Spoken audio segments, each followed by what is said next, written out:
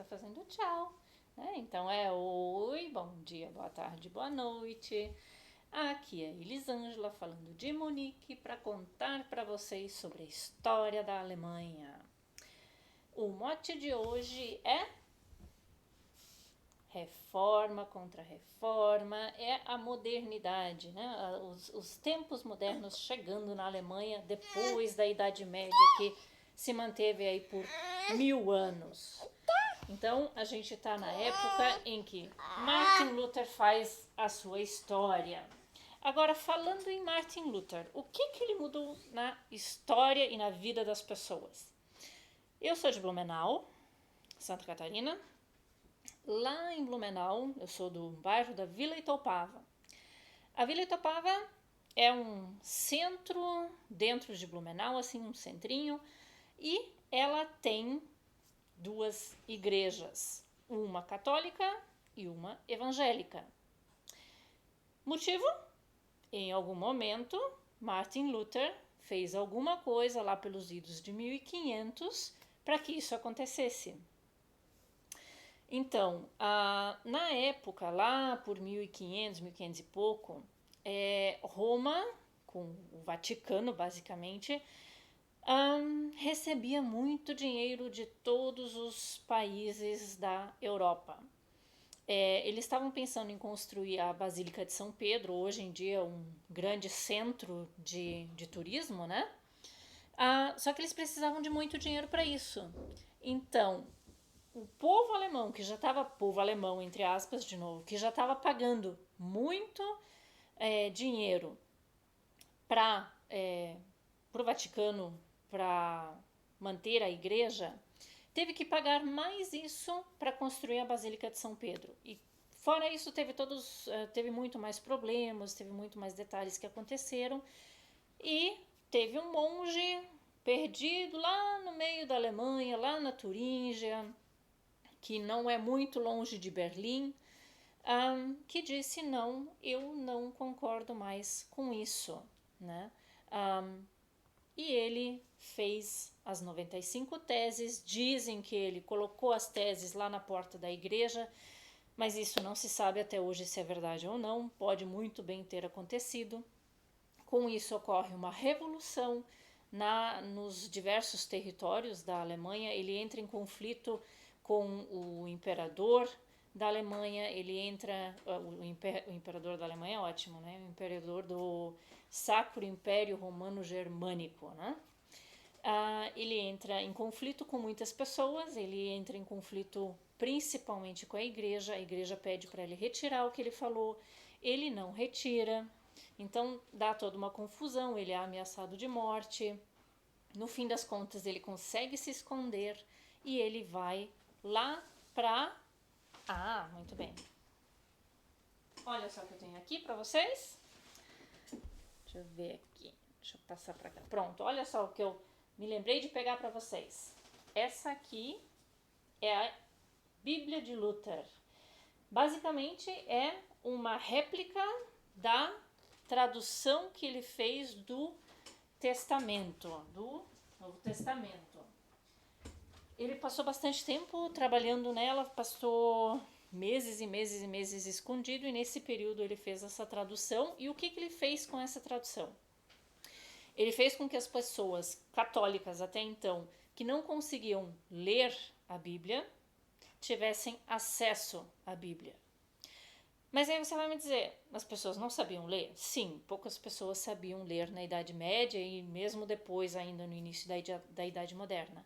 Mas as poucas pessoas que sabiam ler eram convocadas a dizer o que estava escrito lá dentro. E também tem a questão de que teve toda uma propaganda em torno disso, né? Então a Igreja Católica estava fazendo propaganda contra, enquanto a Igreja Luterana em formação estava fazendo propaganda pró-Luther.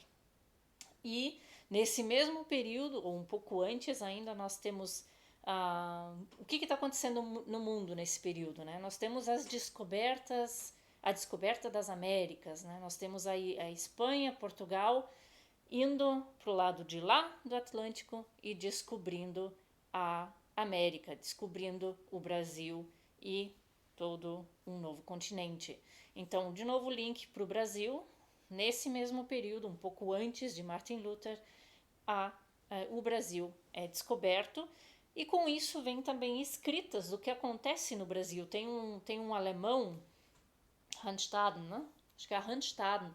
Ele vai para o Brasil, junto nas caravelas dos portugueses, ele acaba se encrencando por lá, acaba ficando preso, ele fica por um certo período de tempo morando com uma tribo, e ele traz para cá a vivência dele, e essa vivência acaba sendo colocada em livros, né? Então as pessoas vão poder ler isso também. E inclusive todas as fotos e todos os desenhos, né, de outras pessoas também, que ao longo do tempo outros alemães, entre aspas, vão para o Brasil recém-descoberto e voltam para cá contando a vivência deles, inclusive das tribos canibais, né, porque eles dizem que tem índio que come pessoas, né. Tem tudo isso.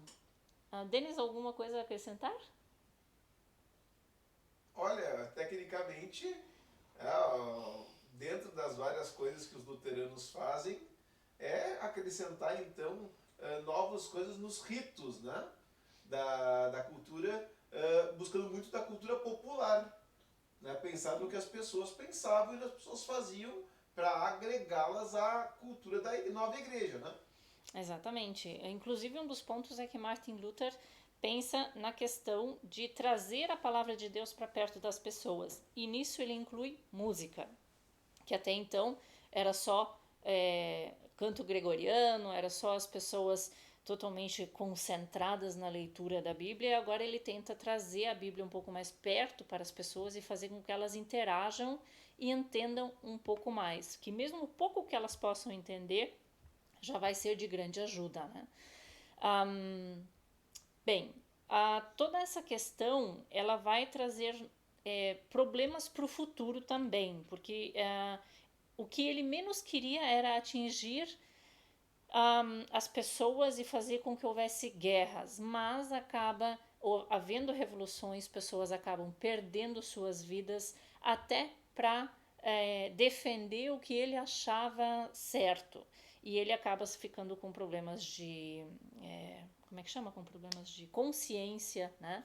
Mas toda essa questão acaba se resolvendo de uma forma ou de outra, né? A vida dele acaba se modificando bastante, então ele também acaba casando, e os padres na Igreja Católica não casam, né? Hoje em dia os pastores da Igreja Luterana casam, e nós também temos na Igreja Luterana, na Igreja Evangélica, né? Mulheres pastoras, o que não é possível na Igreja Católica, mas nós temos a Reforma, a Contra-Reforma, e a Contra-Reforma vai trazer também novas mudanças para dentro da própria Igreja Luterana. O que é a Contra-Reforma? A Contra-Reforma é quando a Igreja,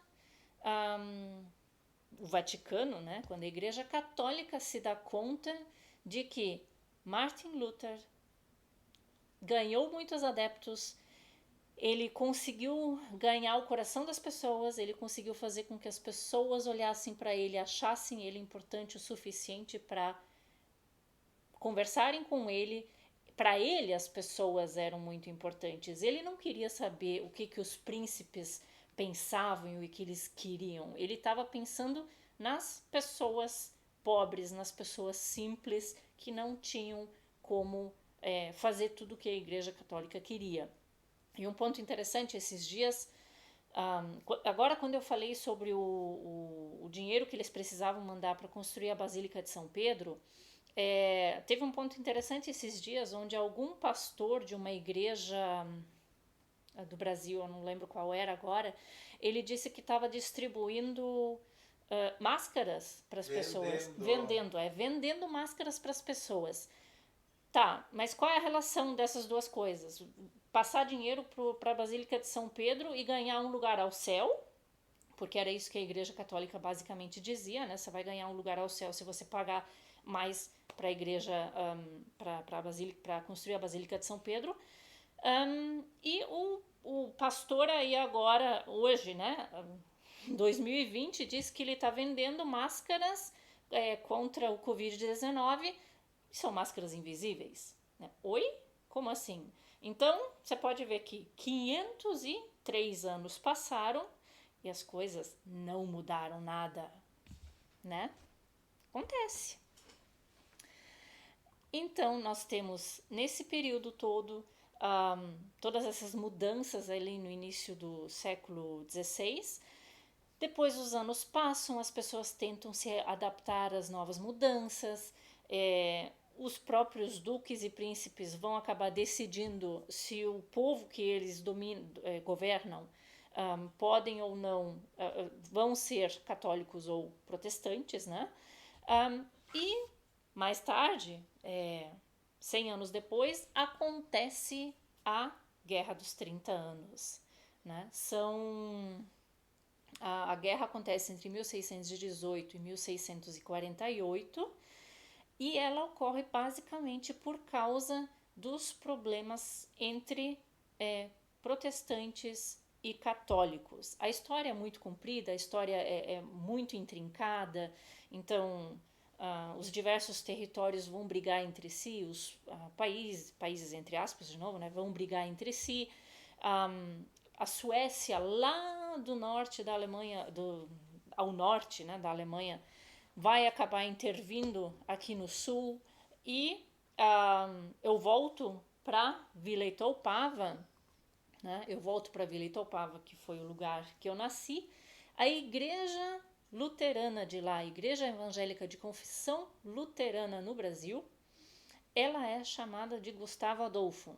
Por que Gustavo Adolfo? Porque o tal rei lá da Suécia que veio para ajudar os protestantes aqui na Alemanha era o Gustavo Adolfo. Ele se chamava Gustavo Adolfo. Então, em homenagem, basicamente, a igreja lá da Vila Itoupava foi nominada com o nome desse rei lá da Suécia que ajudou o povo aqui na Alemanha contra os católicos. Bom, depois da Guerra dos 30 Anos, nós temos novas situações, novos conglomerados, né? A briga está arrefecida, mas as pessoas continuam cada um no seu canto, né? Os estados territoriais alemães ainda constituem uma colcha de retalhos e vão permanecer uma colcha de retalhos ainda por um bom tempo. Os Habsburgo contêm a invasão turca lá no século XVII, depois incorporam a Hungria e os Balcãs, enquanto que aqui na Alemanha os territórios estão se reformulando. A Prússia acaba ganhando poder. Tá, mas e aí, quem é a Prússia? A Prússia é o território que fica em torno de Berlim, chamado Brandemburgo. Né? Hoje em dia é o estado de Brandemburgo, mas lá pelo século XVII era um território chamado Prússia. E é esse território que entra em cena agora para brigar, digamos assim, com os Habsburgo. Mas de onde é que estão os Habsburgos? Muito bem, os Habsburgos estão na região da Áustria. Então é a Áustria que é o território base dos Habsburgos, embora eles na verdade tenham a origem deles lá na Suíça, né? Olha só que intrincada essa história toda. Mas os prussianos viraram luteranos e os Habsburgos se tornaram católicos. Exatamente, né? E aí nós falamos de novo na Leopoldina, que é uma Habsburgo. A Leopoldina, ela vai lá em 1800 e bolinha, ela vai para o Brasil para casar com Dom Pedro I, né, para se tornar imperatriz do Brasil e para levar com ela também algumas pessoas, alguns cientistas, para pesquisar no Brasil, para descobrir novas coisas. E ela também vai, digamos assim, fortalecer o elo e fazer com que, no fim das contas, os alemães acabem indo para o Brasil. E aí começa a imigração alemã para o Brasil. E vamos luteranos. E vamos luteranos, claro. É isso aí, ficamos por aqui. É isso que eu queria passar para vocês e nos vemos num próximo vídeo para falar dos próximos capítulos dessa história.